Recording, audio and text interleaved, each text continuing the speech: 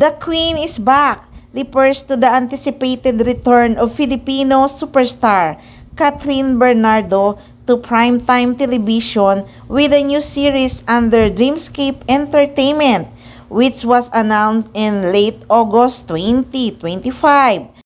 Her grand return with the company that gave her a big break, she will be featured in an upcoming ABS-CBN TV series alongside other stars like Maha Salvador and James Reid.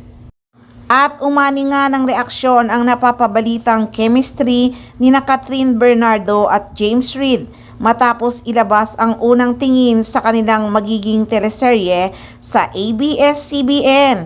Maraming fans ang na-excite at humanga sa umaapaw na chemistry ng dalawa na unang magtatrabaho bilang magkapareha sa isang screen. Nayanig nga ang social media matapos ang sorpresang anunsyo ng tambalan ni Catherine Bernardo at James Reid. Sobrang natuwa ang mga fans sa pangmalakasang tambalan ng Asia's superstar at ng multimedia friends para sa kauna-unahan nilang teleseryeng Pagbibidahan na magkasama, at aminado rin si Catherine na hindi rin niya inaasahan na makakapareha nga niya si James Reid. So bakit nga ba umaapaw ang chemistry ni Catherine Bernardo at James Reid?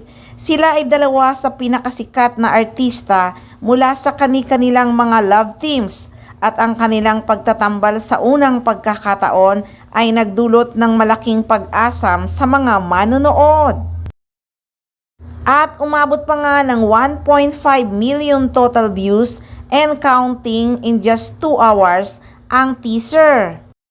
And belief in the strong on-screen chemistry between Filipino actors Catherine Bernardo and James Reid, umaapaw ang chemistry and translate to overflowing chemistry.